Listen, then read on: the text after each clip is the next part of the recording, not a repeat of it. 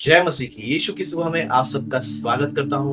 आज का वीडियो बहुत ही खास है। इस वीडियो को एंड तक जरूर देखिएगा क्योंकि वीडियो के अंत में आपको एक ऐसी बातें पता चलेगी जो इससे पहले आपने कहीं भी किसी भी वीडियो में किसी भी जगह में नहीं सुना। क्या आपको लगता है कि सफलता सिर्फ मेहनत और काबिलियत से ही हासिल होती है? अगर आपका जवाब है हाँ, तो ये वीडियो आपकी सोच को बदल कर रख देगा। आज की दुनिया में हर कोई ऊंचा उठना चाहता है। लोग सफलता पाने के लिए बहुत मेहनत करते हैं, अपने बिजनेस को बढ़ाने की कोशिश करते हैं, पढ़ाई करते हैं, बहुत सारी शिक्षा लेते हैं, एडुकेशन लेते हैं। लेकिन क्या आपने सोचा सच्ची सफलता किस चीज पर निर्भर करती है? आज हम लोग इस वीडियो में वही सीखने जा रहे हैं। नीति वचन 15:33 ऐसा कहता है, यहोवा का भय मानने से शिक्षा प्राप्त होती है और महिमा से पहले नम्रता आती है।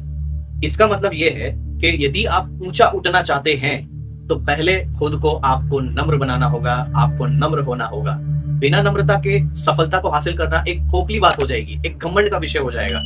आइए हम लोग बाइबल से दो उदाहरण देखेंगे। एक अपने आप को इतना नम्र कर दिया और एक ने अपने आप को इतना घमंडी बना दिया।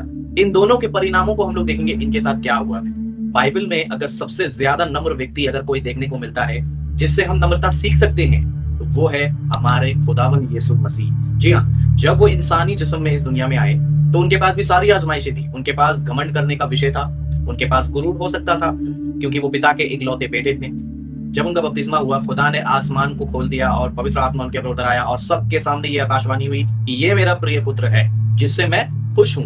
तो खुदावंद यीशु मसीह इस बात पर भी घमंड कर सकते थे कि वहां पर बहुत से लोग बपतिस्मा ले रहे थे, किसी के लिए आसमान नहीं खुला, मेरे लिए खुला, लेकिन उन्होंने ऐसा नहीं किया। यीशु मसीह ने अपने आप को सबसे बड़ा सिद्ध तो किया, लेकिन उस बात पे कभी भी घमंड नहीं किया। उन्होंने अपने चेलों के पैर धोए, सबकी सेवा की और खुद को संसार के सबसे नम्र व्यक्ति के रूप में आपके और मेरे सामने उन्होंने अपने आप को जाहिर किया। फिलिप्पियों 2:8 ऐसा कहता है, उन्होंने मनुष्य के समान होकर अपने आप को ऐसा दिन किया और यहाँ तक आज्ञाकारी रहा कि मृत्यु, हाँ, क्रूस की मृत्यु भी सह ली। यीशु मसीह ने यह साबित कर दिया कि असली महानता, असली सक्सेसफुल लाइफ इसमें है कि मैं कितना नम्र हूँ, मैं कितना लोगों की सेवा कर रहा हूँ। लेकिन हम दूसरा उदाहरण भी देखते हैं। दूसरा उदाहरण हम देखते हैं राजा फिरौन के बारे में। जी हाँ, पुराने नियम में फिरौन, उसकी जिंदगी से हम क्या सीखते हैं? फिरौन मिस्र का सबसे शक्तिशाली राजा था, लेकिन वो बहुत घमंडी भी था। जब मूसा और हारून ने उसे कहा कि जाकर इजरायलियों को छोड़ दे, तो उसने उस चीज को नहीं किया, उसने उस चीज को करने से इनकार किया।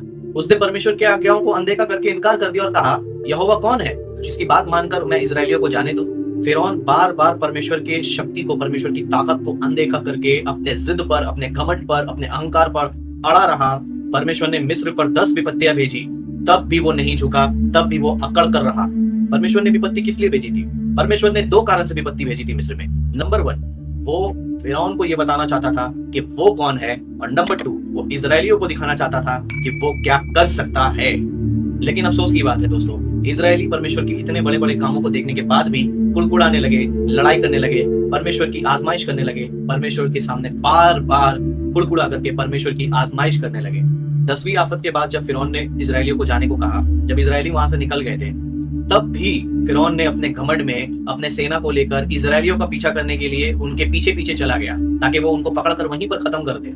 जब वो ऐसा करने को लाल समुद्र तक पहुंचे तो इजरायलियों को पता चला कि समुद्र के बाद तो रास्ता ही नहीं है। वो फिर से कुड़कुड़ाने लगे, लेकिन परमेश्वर ने उनके लिए समुद्र को 2 भाग कर दिया। इजरायली तो पार हो गए, लेकिन जब फिरौन और उसकी सेना जब उस समुद्र से पार होने को जा रही थी तो परमेश्वर ने समुद्र को बंद करके वहीं पर सबको डुबो दिया।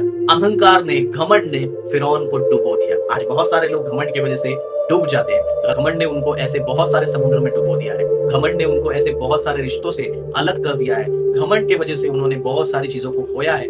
इससे हमें क्या सीखने को मिलता है? जो घमंड करता है दोस्तों, वो नष्ट हो जाता है। परमेश्वर के विरोध में जाने का अंत बहुत बुरा होता है।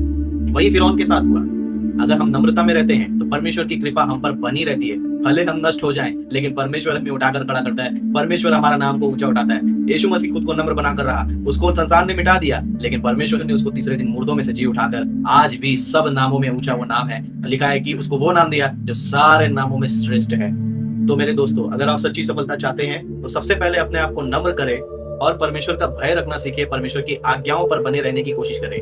मैं चाहता हूं कि आप अपने आप से ये प्रश्न पूछें, क्या मैं सच में नम्र हूं या मेरे अंदर कहीं ना कहीं किसी भी बात का अहंकार है? मेरे एडुकेशन का, मेरे नॉलेज का, मेरे प्रचार का, मेरे चैनल का, या मेरे किसी सेवा का, या मेरे किसी वरदान का, दान का, किसी न किसी बाइबल नॉलेज का क्या मुझे अहंकार है? क्या मैं दूसरों की सेवा के लिए खुद को तैयार कर रहा हूँ या सिर्फ अपने ही कामों को कर रहा हूँ, अपने ही लिए जी रहा हूँ और अपने ही परिवार को लेकर के चल रहा हूँ? क्या मैं परमेश्वर को अपनी सफलता का स्रोत मानता हूँ? क्या ये समझता हूँ कि परमेश्वर ही मेरा सफलता देने वाला है? अगर हाँ, तो हमें अपने आप को नम्र बनाना होगा, प्रार्थना करना होगा कि परमेश्वर मुझे नम्र बनाए। याद रखें, वचन में लिखा है महिमा से पहले नम्रता आती है, यानी कि इससे पहले कि आप ऊंचा उठे, इससे पहले कि आप सक्सेस की ओर जाएं, आपको नम्रता हासिल करनी है, नम्रता आएगी। और विनाश से पहले घमंड आता है। अगर आप घमंड कर रहे हैं दोस्तों, तो याद रखें विनाश भी आने वाला है। ये वीडियो आपको डराने के लिए नहीं, बल्कि चेतावनी देने के लिए है। अगर इस वीडियो से कुछ भी सीखा है आपने, आपके लिए वीडियो आशीषित हुआ है, तो इसे अपने दोस्तों के साथ जरूर से शेयर कीजिए, ताकि वो भी परमेश्वर के वचनों की सच्चाई को जान सके। और नीचे कमेंट में जरूर लिखे, हाँ प्रभु, मैं नम्र बनूंगा। अगर आप ऐसे ही मोटिवेशनल वीडियोस चाहते हैं तो इस चैनल को सब्सक्राइब करके रखें, नोटिफिकेशन बेल आइकन को जरूर प्रेस करें। और इस समय स्क्रीन पे जो आपका नंबर दिख रहा है, इस पे आप अपने फाइनेंशियल कंडीशन के हिसाब से इस मिनिस्ट्री को सपोर्ट कर सकते हैं। उसके लिए खुदावन आपको बरकत दे। मिलते हैं किसी नए टॉपिक के साथ, तब तक के लिए जय मसीह की।